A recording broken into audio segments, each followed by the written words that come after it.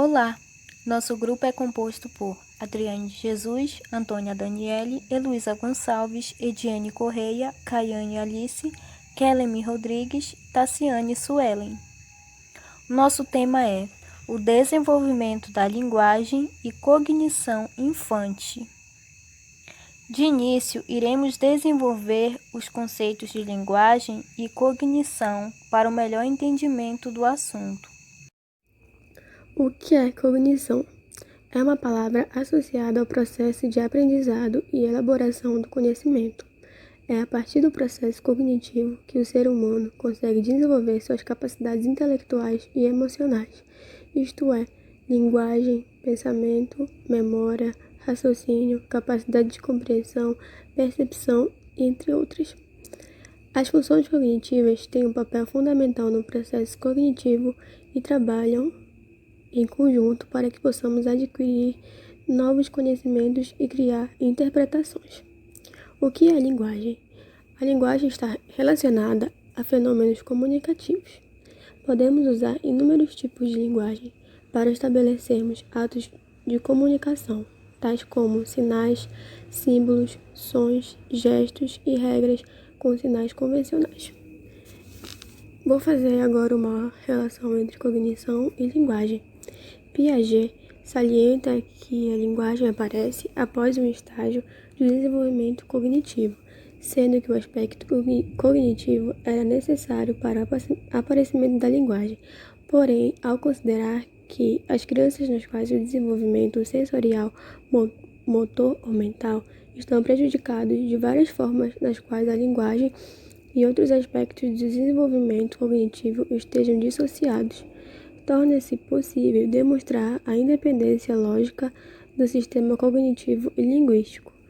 É na troca com o outro e consigo mesmo que vão se internalizando conhecimentos, papéis e funções sociais, o que permite a formação do conhecimento e da própria consciência. A troca com o outro é feita por meio da linguagem. A aquisição de linguagem é o estudo em torno da diferença na forma de linguística em diversas línguas. Percebe-se na iniciação da idade. É um fato que os leva aos estudos em crianças, sobre sua forma de aprendizagem de linguagem e modos utilizados para a interação com o mundo da linguagem. Os estudos feitos por alguns pesquisadores revelam que as formas verbais que a criança utiliza na língua atribui para que seu desenvolvimento na história social seja correlativo ao seu ponto principal, a sua fala. Esse ponto chamou muita atenção de pesquisadores e psicólogos, porque ao entrar em desenvolvimento, a criança utiliza a língua. Ela é seu modo de interação mais eficiente para com o mundo sócio-histórico e para sua adaptação social. Porque é o modo mais utilitário para eles aprender a ter mais sabedoria ao seu desenvolvimento principal quando crescer, que é o seu modo de falar, a sua fala. A linguagem é um código que facilita a comunicação entre as pessoas. Ela desenvolve a capacidade criativa de cada um e promove a interação entre os indivíduos. Essa interação ocorre através de mensagens, gestos e sons, porque afinal nós usamos a linguagem. Ela é impulsionada pela necessidade que nós temos do contato e da comunicação, e é através de linguagem que temos a passagem de geração para geração de histórias e costumes da sociedade que vivemos. A base para a linguagem ocorrer é os fatores sensoriais que captamos, como por exemplo, ouvir, ver e sentir. Para a gente aprender a falar e entender o que as pessoas estão dizendo para nós, precisamos ouvir, ou ver sinais ou palavras. E aí você consegue, com base no que você está vendo ou ouvindo, desenvolver a linguagem ou a comunicação. A linguagem muda o cérebro, muda a forma como ele funciona. Você consegue entender porque o mundo é redondo por causa da linguagem que recebe. Sem ela, você não consegue explicar para alguém coisas complexas. Então, a linguagem afeta a inteligência, o entendimento e a cognição do ser humano, principalmente na fase infantil, onde a linguagem está iniciando-se. E assim a criança, através da linguagem que recebe no ambiente que está inserida, desenvolve comportamentos de acordo com a linguagem que os adultos ao seu redor dão a ela. As fases da linguagem é um período essencial na vida de qualquer ser humano. Quando crianças, aprendemos diversos meios de habilidades, como, por exemplo, engatinhar, andar e sentar. Outros sim, a linguagem também faz parte desses fatores do desenvolvimento cognitivo infante.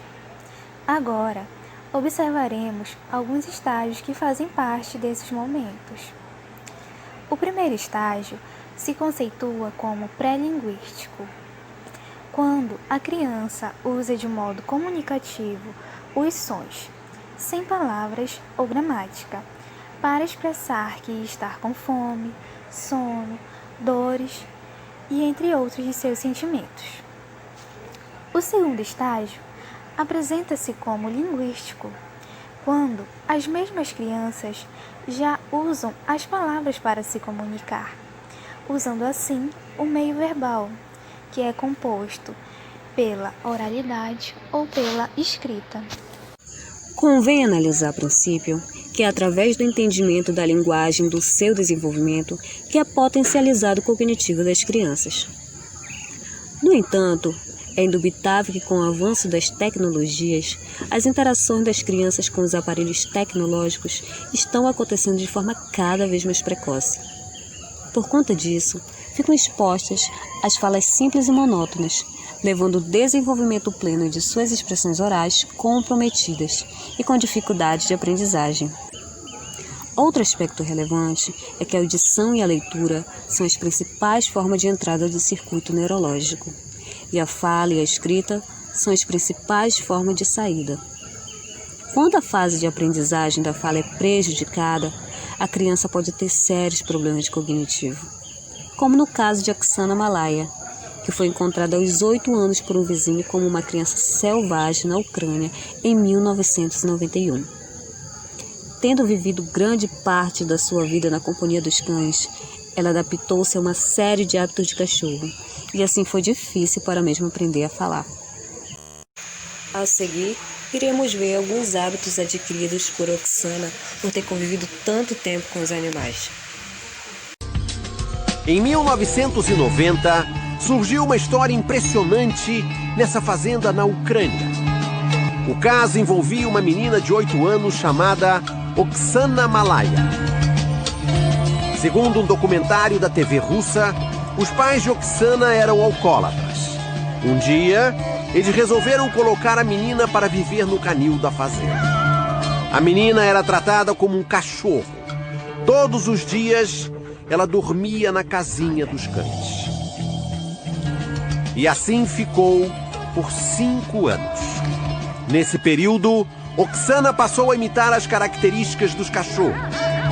Pulava, latia, comia carne crua e restos de ração. Ela molha a cabeça e sacode o corpo do mesmo jeito que um cachorro faria. É muito impressionante o modo com que eles agem, porque é muito semelhante. E a criança é uma imitadora, realmente. Uma porção de nós é instintiva, mas uma grande porção de nós é cultural. Então a cultura que ela adquiriu é a cultura dos cães. Oksana procurou nos cães o carinho que não tinha dos pais. Essa menina Oksana, ela tem a mesma limitação física de qualquer um de nós, a capacidade de farejar dela provavelmente não era melhor do que a nossa, mas ela tem o hábito de farejar porque culturalmente é isso que os membros da família dela fazem. 5 anos depois, um vizinho da fazenda avisou a polícia. Aos 13 anos, a menina foi levada a um centro de reabilitação para deficientes mentais. Lá, Oksana recebeu um tratamento especializado. Essas imagens foram gravadas em 2001. Oksana tinha 18 anos. Ela aparece no refeitório do Centro de Reabilitação para Deficientes Mentais. Ela come ao lado de outras pessoas. A TV russa gravou uma entrevista com Oksana. A moça aprendeu a falar e ainda carrega hábitos de infância. O repórter pergunta a Oksana o que a deixa feliz. Oksana conta que gosta de correr, latir e uivar como se fosse um cão. O repórter pergunta por quê. Oksana diz: faz parte da minha natureza. Hoje, Oksana tem 27 anos. Segundo os médicos, ela tem a mentalidade de uma criança de 6 anos. Por mais que tenha contato com os humanos, os médicos acham que a ucraniana terá muita dificuldade para evoluir. Para que isso aconteça, Oksana terá que deixar de lado a imitação e colocar em prática o aprendizado.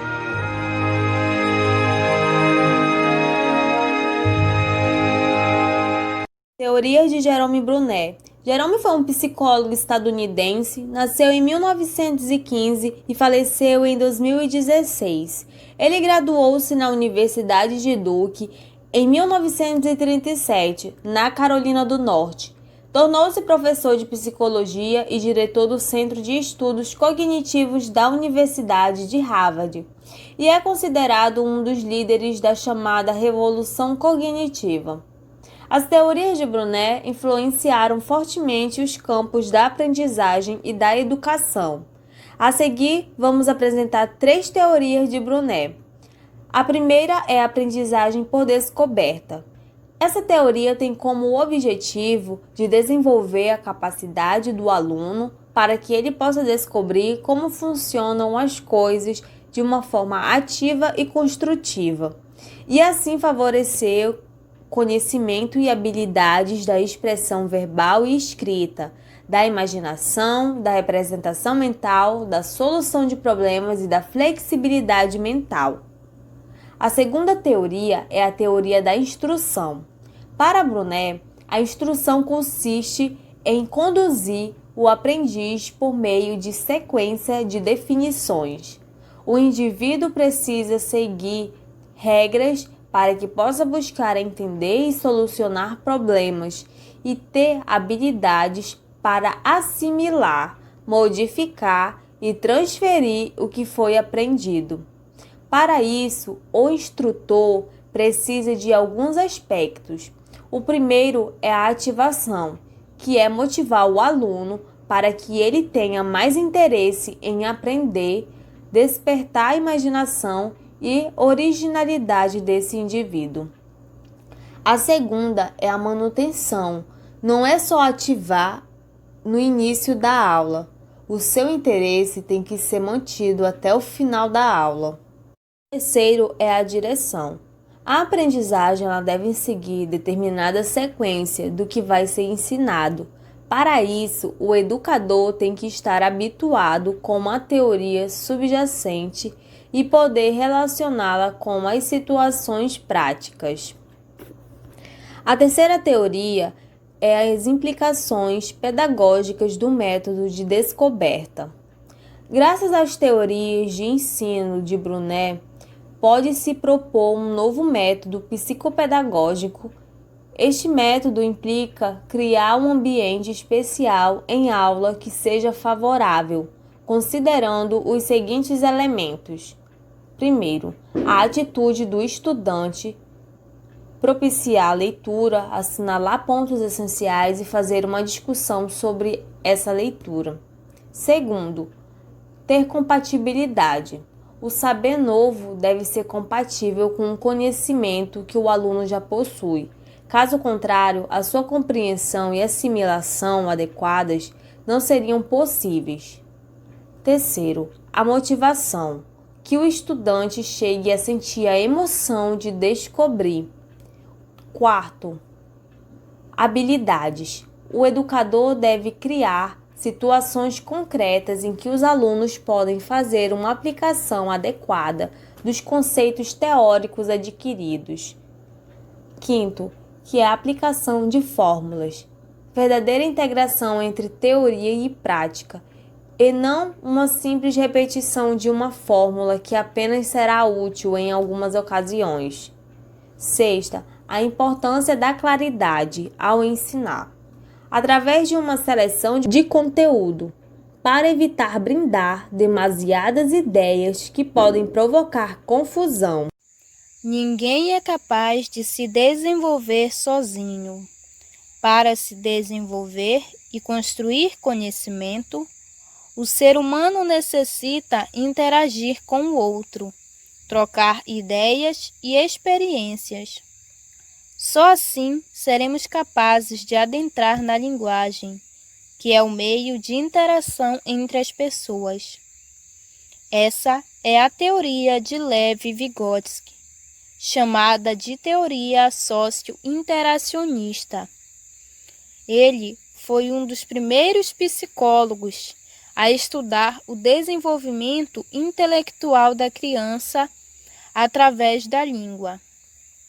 Ele atribuía à linguagem um papel central no desenvolvimento cognitivo, porque acreditava que a criança, por ter a língua como instrumento, desenvolveria o que é chamado de pensamento verbal, ou seja, ela demonstraria a capacidade para resolver problemas simples, como seu pensamento verbal.